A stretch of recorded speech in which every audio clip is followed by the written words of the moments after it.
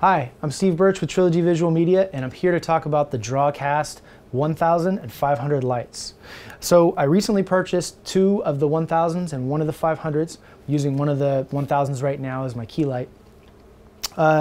For a couple of reasons. One, I was looking for durable lights to use in traveling, because I do a lot of traveling, a lot of testimonials, cover a lot of events and conventions, and also something strong enough to have a permanent residence in the studio. So I'd like to go over a couple specs about these lights, talk about the features and some options and the controls. So out of the box, these lights come with the panel, mount, stand, a power supply, and case. Now the case is your typical canvas case with some padding on the inside.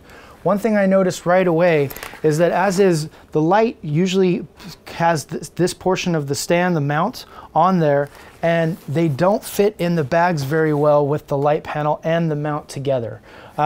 They will fit, but it's going to be stretching it, and you kind of feel like your zipper's not going to last very long. So that's something to take into consideration.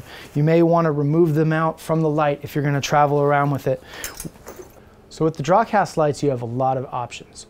I opted for the barn doors because, as you notice here, there's nothing to protect the LEDs out of the box, and I'm going to do a lot of traveling with these lights. So the first thing I did was order the barn doors for each of the three. Now these guys just slide right on in like this, and you have both protection and light manipulation. Another option is filters. That's another thing that will help protect the LEDs from damage and impact if something does come flying at your lights, which hopefully won't happen. The controls on the light are pretty simple. On the 500, you have a 2-bank option on the on and off switch, fuse, and the toggle between the XLR and the battery. With the 1000, you have a 4-bank. And that's basically the difference between the two. The dimmer switch is basically goes from 30 to 100. Any lower than 30 and the light just stops right there. You're not allowed to dim all the way down, which I kind of wish you could. I understand the reasoning behind it is that there's a color temperature change, or so I've been told. So that a lot of manufacturers go down to about 30% and then stop you right there.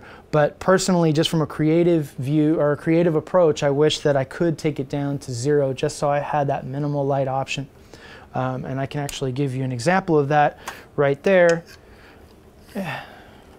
So here it is at 100. Here it is all the way down. So you can see there's still obviously light going on, and you get a little bit of a pop right at the bottom. It jumps. And you know, I kind of wish it was a little bit smoother, but it's still a great light. The options with the banks do allow you to dim it a little bit more. If you see right here, oops. If I turn one bank down, now I'm able to get a little bit lower, turn this bank down, getting all the way off, obviously. Well done. Thank you. Well done. Thank you. I'm here all day. Okay, so we talked a little bit about the specs and controls of the lights. Now I'd like to talk about the performance. Recently, we went out to Utah to shoot a supercomputing conference, and we had 4 guys out there in 2 separate teams shooting 15 testimonials in 2 days. And these lights really came through. We were able to carry them onto the plane.